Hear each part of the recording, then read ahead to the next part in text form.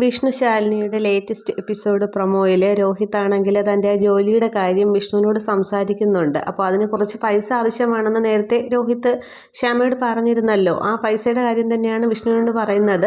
5 ലക്ഷം രൂപയാണെന്ന് തോന്നുന്നു വേണം, ഇങ്ങനെ വിസയുടെ ആവശ്യത്തിന് വേണം എന്നിങ്ങനെ പറയുമ്പോൾ വിഷ്ണു ആണെങ്കിൽ അത് മുറ്റത്ത് നിന്നാണ് സംസാരിക്കുന്നത്. ഈ സംസാരമാണെങ്കിൽ മുകളിലെ പിന്നെ ബാൽക്കണിയിൽ നിന്ന് കിളിവാതിൽ കൂടി ശ്യാമ കാണുന്നുമുണ്ട്.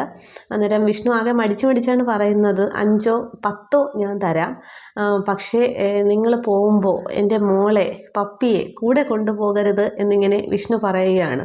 അന്നേരം രോഹിത് ഇങ്ങനെ നോക്കി നിൽക്കുന്നു, ശ്യാമയും കാണിക്കുന്നേ ഉള്ളൂ. രോഹിത്തിൻ്റെ മറുപടി എന്താണ് എന്നുള്ളത് പക്ഷേ അവിടെ കാണിക്കുന്നില്ല. ഇനി എന്തു പറയും എന്നുള്ളതാണ് രോഹിത്തിൻ്റെ ആ ഒരു തീരുമാനം. അതിനുശേഷം കാണിക്കുന്നത് ഈ കുടുംബശ്രീ വീട്ടിലേക്ക് വീണ്ടും പോലീസും IG ഹമീദും SI സോമശേഖരനും ഒക്കെ ഇങ്ങനെ വരുന്നതാണ്. അന്നേരം വീണ്ടും ഒരു പോലീസ് വണ്ടി വരുന്നത് കാണുമ്പോൾ ശാരദാമ്മയും ഗോപാലകൃഷ്ണനും ആകെ പരിഭ്രമിച്ച് നോക്കുന്നുണ്ട്. ശാരീരികമൊക്കെ ഉണ്ട്. പക്ഷേ ജീപ്പിൽ നിന്നും സോമശേഖരനാണെങ്കിൽ വേലായുധനെ അറസ്റ്റ് ചെയ്ത് ഇറക്കുകയാണ് ചെയ്യുന്നത്. വിലങ്ങ് വെച്ച് വേലായുധനെ അങ്ങോട്ട് ഇറങ്ങുന്ന കാണുമ്പോൾ ഇവരെ ആകെ പെടുകയാണ്, ഗോപാലകൃഷ്ണനും ശാരദാമ്മയും ഒക്കെ. അവിടെ പിന്നെ സംസാരമൊന്നും കാണിക്കുന്നില്ല. അപ്പോൾ വേലായുധനെ ഇവർ അറസ്റ്റ് ചെയ്തുകൊണ്ട് വന്നിരിക്കുകയാണ്.